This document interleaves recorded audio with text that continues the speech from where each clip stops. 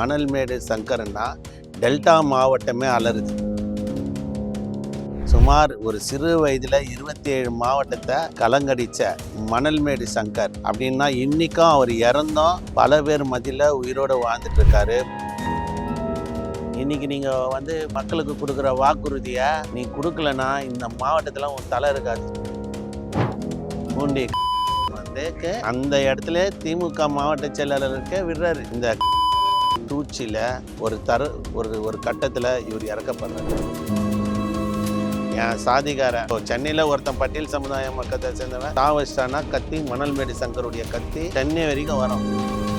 ஒரு சிறு வயதிலேயே மிகப்பெரிய நபராக வளர்ந்து குறுகிய காலத்திலேயே ஒரு காவல்துறையால் இல்லை சூழ்ச்சி முறையாலையும் இறந்துருக்காரு. இன்னைய வரைக்கும் அவர் இறந்தது கூட பார்த்தீங்கன்னா இப்படி தான் இறந்தாருன்னு சொல்ல இந்த அரசாங்கம் பயப்படுது.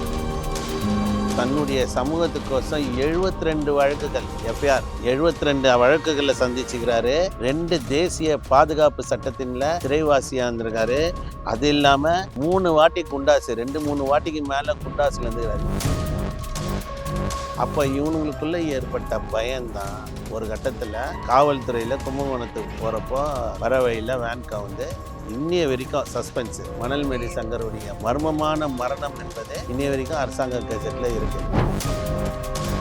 மணல்மேடு சங்கர் இறந்தவனே பூண்டி அவர்களுடைய விசுவாசி வீட்டில் போயிட்டு உன்னுடைய பாஷையிலே நான் வரேன்னு சொல்லி திமுக கட்சி கொடியை போட்டுக்கின்னு திமுக கார மாதிரியே பண்ணிட்டு நேராக போயிட்டு அண்ணா வந்துடுறேண்ணே நாங்கள் விசேஷம்னு நினச்சிட்டு வந்துடுறோம்பானார். அண்ணா உண்மையில தானே விசேஷமே நாங்கள் வச்சுக்கிறோம் அப்படின்னு சொல்லி ஆறுமாறாக வெட்டுறாங்க. கிரைம் ஸ்டோரி நேயர்களுக்கு சமூக ஆர்வலர் சசிகுமார் வணக்கம். இப்போ பார்த்தீங்கன்னா நம்ம இப்போ பார்க்க போகிறது யாரை பற்றினா தமிழ்நாட்டையே ஒழிக்க ஒரு பிரபலமான அதாவது ஆளுங்கட்சியை அலறக்கூடிய ஒரு நபரை பற்றி தான் நம்ம இப்போ பாரோம். அவர் யார் பார்த்தீங்கன்னா மணல்மேடு சங்கர். மணல்மேடு சங்கர்னா டெல்டா மாவட்டமே அலறுது.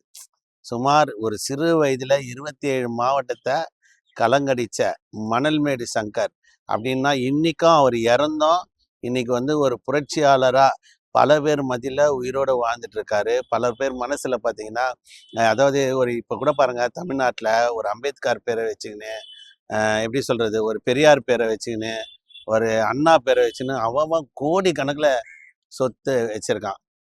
பார்த்தீங்கன்னா சொகுசு கார்கள் நிறைய வச்சிட்டு இருக்காங்க. நிறைய 1க்கு 3 நாள் பொண்டாட்டி.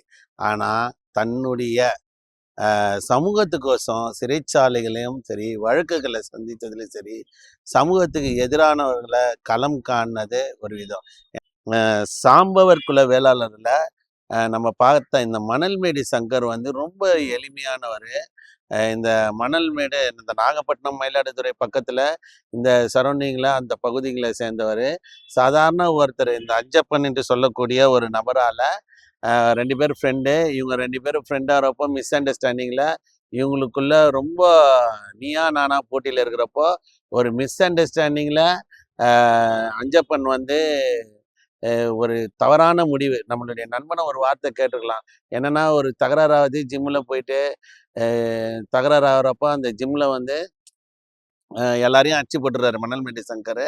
அதுக்கோசம் ஒரு ரிவெஞ்ச் அந்த ஜிம்மில் இருக்கிறவங்கலாம் ஒரு முன்னுக்கு பிறனா அஞ்சப்பன் கிட்ட சொல்லி அந்த அஞ்சப்பன் என்ன பார்த்தீங்கன்னா மணல்மேடு சங்கருடைய அம்மா அப்பாவை கட்டி போட்டு அடிக்கிறாரு. ஏன்னா ஒரு ஃப்ரெண்டு கிட்ட கேட்டுக்கலாம், என்னடா இந்த மாதிரி ஆயிருக்கு, என்ன யாரை கேட்டு வந்த. அது அந்த ஜிம்மை வச்சிருந்தவன் பார்த்தீங்கன்னா மிகப்பெரிய ஒரு அரசியல் பிரமுகர். அவனுக்கு அஞ்சப்பன் நெருங்கின்றதால கொடுத்த அழுத்தத்தின் விளைவு 2 நண்பர்களுக்கிடையே நடந்த ஒரு தகராறு இத்தனை கொலை இத்தனை என்கவுண்டருங்கள் நடக்க வேண்டிய சூழ்நிலை உருவாச்சு. என்னன்னா நேயர்களுக்கு நம்ம சொல்லக்கூடிய என்னன்னா, ஒரு விஷயம் நடக்குதுன்னா நம்ம உறவுகள்கிட்ட யாராக இருந்தாலும் ஃபோன் பண்ணி கேட்கணும், இது நடந்தது இது நடக்கலாம் என்ன கேட்கணும். ஆனால் கேட்காத ஒரு விஷயத்த கன்சல்ட் பண்ணாமல் நடந்தால் அதோட விளைவு எவ்வளோ இருக்குன்னு பார்த்தா, மணல்மேடு சங்கரை பொறுத்த வரைக்கும் சாதிக்காக கொலை பண்ணார்னா கூட அது தப்பு தான். ஆனால் அவர் கூலிக்காக கொலை பண்ணல, அந்த சமூகத்துக்காக எது நடந்தாலும் பண்ணக்கூடிய ஆள். அப்படி அவங்க அம்மா அப்பாவை அடிக்கிறப்ப இவருக்கும் ஒரு கட்டத்தில் அஞ்சப்பண்ணுங்க ஆகிறப்ப அது மர்டர் ஆகுது. அந்த மேட்ருக்கு அப்புறம் கடன்னா இவர் பேர் பார்த்தீங்கன்னா மணல்மேடு சங்கர்னா டெல்டா மாவட்டமே அலறுது. ஆனால் 1977 தான் அவர் பிறந்திருக்காரு. இப்போ கணக்கு பண்ணி பார்த்தா நான் ஒரு சிறு வயதிலேயே வந்து மிகப்பெரிய நபரா அவர் வளர்ந்து குறுகிய காலத்திலேயே ஒரு காவல்துறையால இல்லையா சூழ்ச்சி முறையாலையும் இறந்திருக்காரு. இன்னைய வரைக்கும் அவர் இறந்தது கூட பார்த்தீங்கன்னா, இப்படிதான் இறந்தாருன்னு சொல்ல இந்த அரசாங்கம் பயப்படுது. அப்ப பாத்துங்க ஒரு மனுஷன் தமிழ்நாட்டுல வாழ்ந்துக்கிறாப்புல, அம்பேத்கர் அமைப்ப வச்சுட்டு ஒரு ரூ. 10 சம்பாதிக்காம, தன்னுடைய சமூகத்துக்கோசம் 72 வழக்குகள் எஃப்ஐஆர் 72 வழக்குகள சந்திச்சுக்கிறாரு. 2 தேசிய பாதுகாப்பு சட்டத்தின்ல சிறைவாசியா இருந்திருக்காரு. அது இல்லாம 3 வாட்டி குண்டாசு 2, 3 வாட்டிக்கு மேல குண்டாசுல இருந்துக்கிறாரு. யார் இருப்பா? இன்னைக்கு இருக்கக்கூடிய அம்பேத்கர் அமைப்புல இருக்கக்கூடிய எந்த அரசியல் தலைவன் தன்னுடைய சமூகத்துக்கோசம் வழக்க போட்டிருக்கான்? நீங்க எல்லாம் வழக்குங்க வாங்கிக்கங்க. 4 வழக்கு, 5 வழக்கு. நீங்க எல்லாம் ஜெயிலுக்கு போயிடுங்க. நான் ஃபார்ச்சுனர் கார்ல போயிட்டு இருக்கேன்ட்டு சொல்லக்கூடிய தலைவர்கள் தான் இன்னைக்கு இருக்காங்க.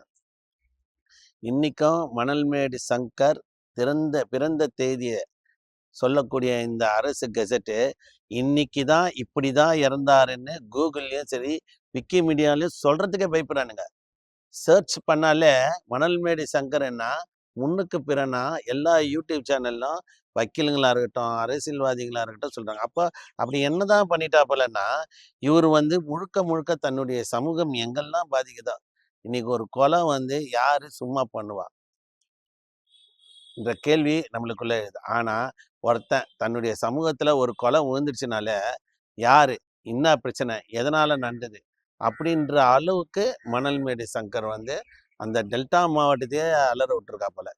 இப்படிப்பட்ட மனுஷன் ஒருத்தன் வாழ்ந்திருக்கான், இந்த சமூகத்துக்கோசம் இருக்காங்கன்றதே, இந்த மணல்மேடு சங்கர் போன்ற ஒரு நபரை பார்த்து தான் தெரியுது. ஏன்னா சம்பாதிக்கவே இல்ல.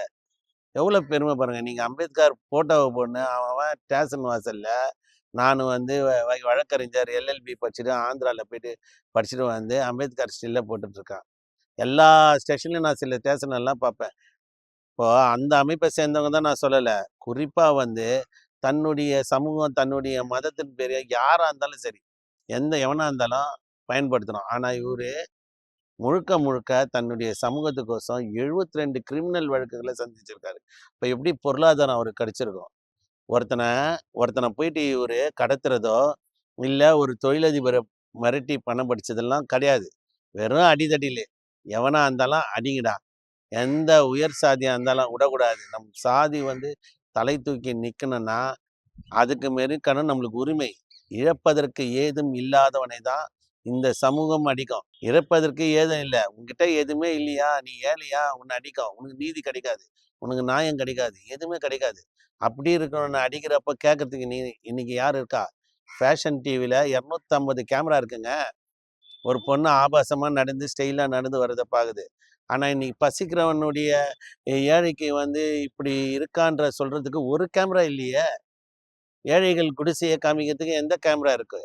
அந்த மாதிரி ஆட்களுக்கு தான் மணல்மேடு சங்கர் துணையா நின்றுக்கிறாரு. இப்போ பாருங்க, டெல்டா மாவட்டமே அழுறது இல்லை, யூடியூப் சேனல்லே அழுது.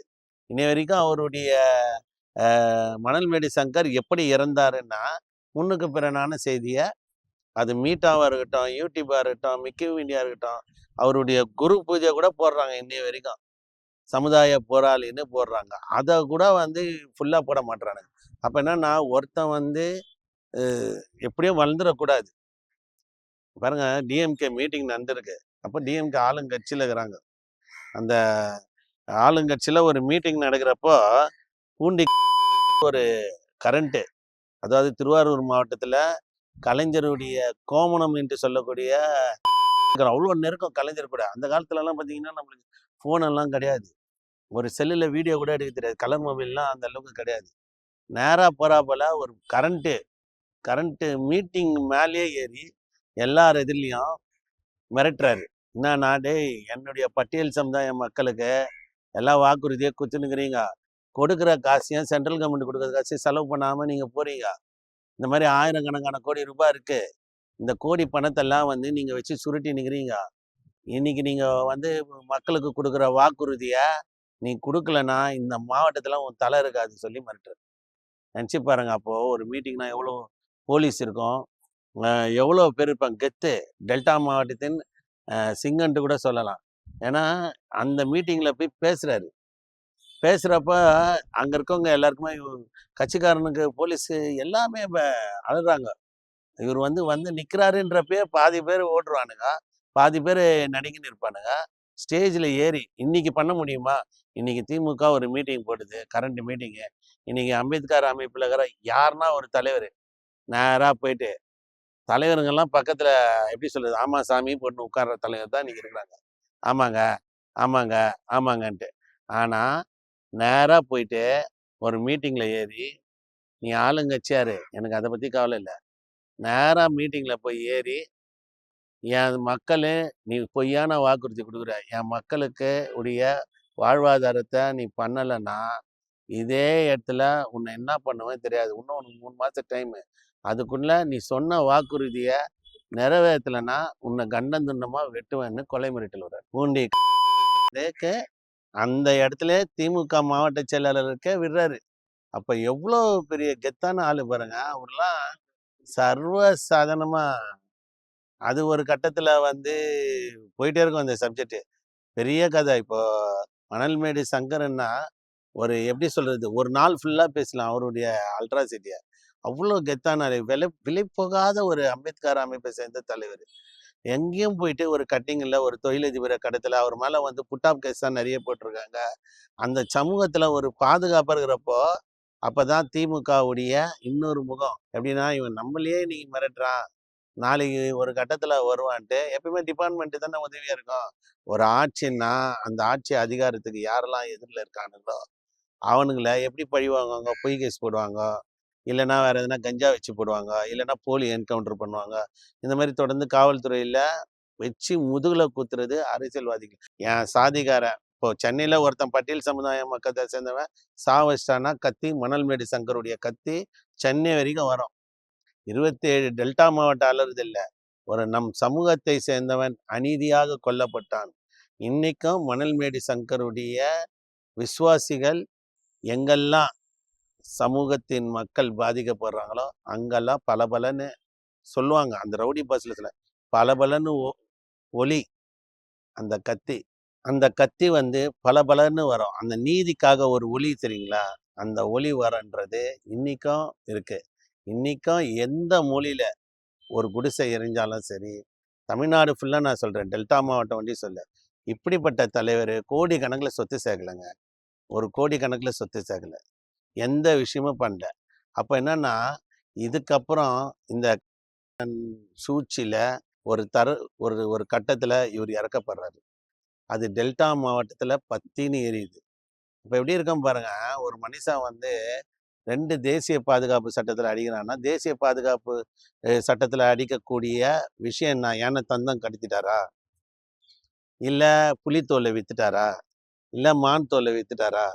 அப்போ அரசியல் பழிவாங்குற உணர்ச்சி அன்றைய தினமே ஆளுங்கட்சிக்கு டெல்டா மாவட்டத்துல மணல்மேடு சங்கர் அப்படின்ற பேரை கேட்டாலே திமுக கொடியில எந்த கொடியும் உள்ள வராது. இப்போ ஒரு சொத்தே சேர்க்காம இன்னி வரைக்கும் சொத்தே சேர்க்காம அம்பேத்கர், தமிழ்நாட்டின் அம்பேத்கர் கூட மணல்மேடு சங்கரை சொல்லலாம்.